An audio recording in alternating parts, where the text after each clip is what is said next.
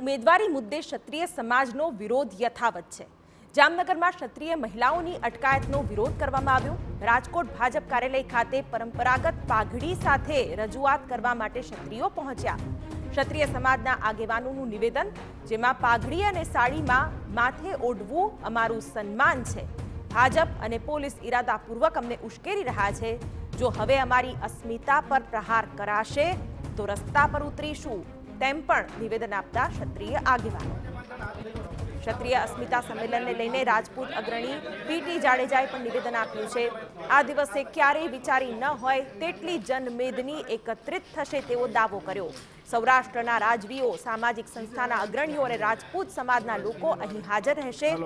જામ સાહેબનો પત્ર માન્ય નથી, ઉપરથી ભગવાન કહેશે તો પણ માફી સ્વીકાર્ય નથી તેવું પણ નિવેદન। આગામી 14 તારીખે ક્ષત્રિય સમાજ છે તેમના દ્વારા સંમેલનનું આયોજન કરવાનું છે। મારી સાથે ક્ષત્રિય સમાજના અગ્રણી પીટી જાડેજા છે। પીટી, શું કહેશો, આ સંમેલન છે કઈ રીતનું સંમેલન છે, કેટલા લોકો આ સંમેલનમાં ઉપસ્થિત રહેશે? આ સંમેલનમાં કેટલા માણસો આવશે કલ્પના નહીં કરી શકાય। અમારું એક તાલુકાનું નાનું સંમેલન હતું, 2500 માણસોનું રસોડું હતું। અહીંયા 50,000 માણસ ધંધુકા ખાતે થયા। એ 100 કિલોમીટરની બધા રેન્જમાં આવ્યા હતા।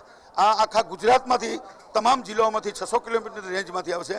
એટલે કલ્પના નહીં કરી શકાય કે આમાં કેટલી હાજરી હશે, પણ તમે પરમ દિવસે જોઈ શકશો, એટલે કે 14 તારીખે કે કેટલી સંખ્યા છે એ તમારા વિડીયો જ કહેશે અને તમે જ કહેશો કે આમાં સંખ્યા કેટલી થઈ।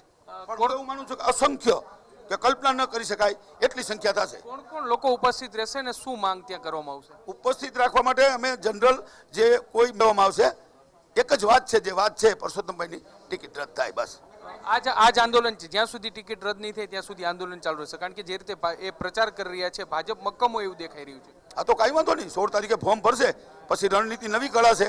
અત્યારે પાર્ટ 1 હાલે છે, પાર્ટ 2 16 તારીખ પછી ચાલુ થશે, પણ એ 16 તારીખ પછી અમે કહેશું કે પાર્ટ 2માં શું નિર્ણયો લેવાના લેવાશે। તો આ છે પીટી જાડેજા કે જેઓ સ્પષ્ટપણે કહી રહ્યા છે કે ઉપરથી ભગવાન આવીને કહે તો પણ રૂપાલાને માફી આપવામાં નહીં આવે।